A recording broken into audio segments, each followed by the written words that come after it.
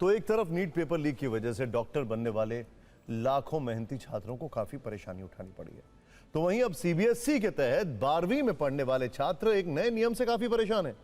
केंद्रीय माध्यमिक शिक्षा बोर्ड ने इस वर्ष 12वीं की कॉपियों की ऑन स्क्रीन मार्किंग की थी, यानी 12वीं की कॉपी ऑनलाइन चेक की गई थी और 19 मई से छात्रों के लिए स्कैन कॉपी हासिल करने के लिए प्रक्रिया शुरू हुई। लेकिन छात्रों के आरोपों के मुताबिक इस प्रोसेस में कई तरह की गड़बड़ियां सामने आई हैं। जैसे कि एक छात्र का आरोप है कि उनकी सप्लीमेंट्री कॉपी ही गायब है। उसने बताया कि कॉपी के 16 पेज गायब है, यानी कि पूरे के पूरे 22 नंबर मिसिंग है। इसी तरह से दूसरे छात्र ने बताया कि उसे केमिस्ट्री में 70 नंबर मिलने चाहिए थे, लेकिन सिर्फ 48 मिले। बाकी के नंबर OSM में चढ़ा ही नहीं गए। ऐसे ही कई छात्र सामने आकर अपना दुख बता रहे हैं। उनका कहना है कि इस तरह तो उनका करियर ही खराब हो जाएगा। पहली बार ये मामला वेदांत नाम के एक छात्र के एक्स पोस्ट में सामने आया। उसने बताया कि फिजिक्स में अचानक कम मार्क्स आने के बाद उसने सीबीएसई रीवैल्यूएशन प्रोसेस के माध्यम से अपनी आंसर शीट की फोटोकॉपी के लिए अप्लाई किया था, और जब उसे कॉपी मिली तो उसका कहना है कि वो काफ़ी टूट गया, क्योंकि सीबीएसई ने जो आंसर शीट अपलोड की उसकी नहीं थी। यहां तक कि हैंडराइटिंग भी उसकी नहीं थी।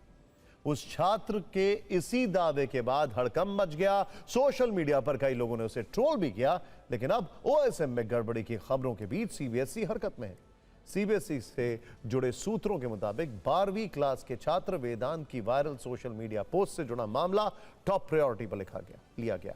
सूत्रों के अनुसार एक खास टीम सोशल मीडिया प्लेटफॉर्म पर उठाई जा रही ऐसी शिकायतों और मसलों पर नजर रख रही है।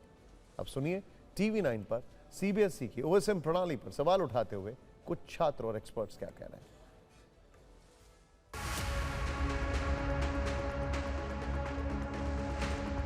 मैंने मैथ्स में 2 सप्लीमेंट्री एक्स्ट्रा शीट्स ली थी, बट मेरी दोनों सप्लीमेंट्री शीट्स मिसिंग हैं एंड अटैच भी नहीं है। तो इसके लिए मैं रिवैल्यूएशन में डालूंगी भी तो मेरे को मेरी शीट्स वापस नहीं मिलेंगी। अच्छा, तो अभी आपके टोटल मार्क्स कितने आ रहे हैं? अभी प्रेजेंटली बिना प्रैक्टिकल के ऐड करे हुए मेरे 23 हैं। हाँ। और आपने कैलकुलेट किया तो कितने होने चाहिए?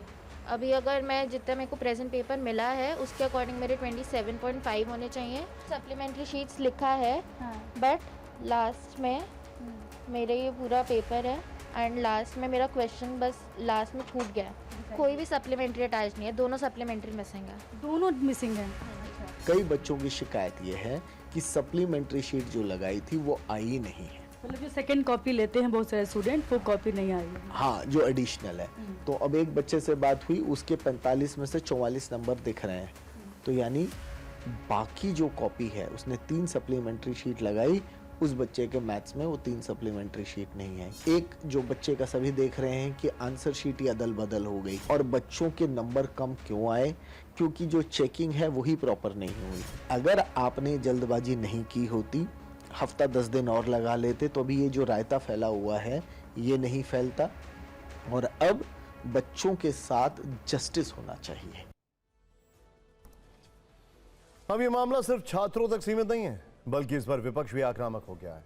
राहुल गांधी ने सोशल मीडिया पर लंबा चौड़ा पोस्ट लिखा। उन्होंने दावा किया कि दशकों में पहली बार सीबीएसई बोर्ड परीक्षा पर इतने गंभीर सवाल उठे। 18.5 लाख बच्चों ने परीक्षा दी और एक हफ्ते से OSM, गलत मार्किंग और जांच की गड़बड़ी की शिकायतें अनसुनी पड़ी हैं। शिक्षा मंत्री अपनी कुर्सी से चिपके हुए हैं। अरविंद केजरीवाल ने भी सोशल मीडिया पर वीडियो पोस्ट किया है। उन्होंने आरोप लगाया कि सीबीएसई इवैल्यूएशन में इतने बड़े स्तर पर हुई गड़बड़ी ने लाखों बच्चों का भविष्य अंधकार में डाल दिया। इस बीच केंद्रीय शिक्षा मंत्री धर्मेंद्र प्रधान ने नीट यूजी एग्जाम को लेकर सभी राज्यों के मुख्यमंत्रियों को चिट्ठी लिखी है। धर्मेंद्र प्रधान ने सभी मुख्यमंत्रियों से परीक्षाओं को सुरक्षित तरीके से कराने की अपील की है। धर्मेंद्र प्रधान ने मौजूदा गर्मी को देखते हुए सभी मुख्यमंत्रियों, उपराज्यपालों और प्रशासकों से यह सुनिश्चित करने का भी आग्रह किया है कि परीक्षार्थियों की सुविधा और भलाई के लिए परीक्षा केंद्रों पर सभी आवश्यक बुनियादी सुविधाएं उपलब्ध हों। शिक्षा मंत्रालय की तरफ से सोशल मीडिया प्लेटफॉर्म X पर बताया गया है कि केंद्रीय शिक्षा मंत्री धर्मेंद्र प्रधान ने सभी मुख्यमंत्रियों, राज्यपालों और प्रशासकों को पत्र लिखकर 21 जून 2026 को होने वाली नीट यूजी पुनर्परीक्षा के सुचारू, निष्पक्ष और सफल आयोजन के लिए उनका सहयोग मांगा।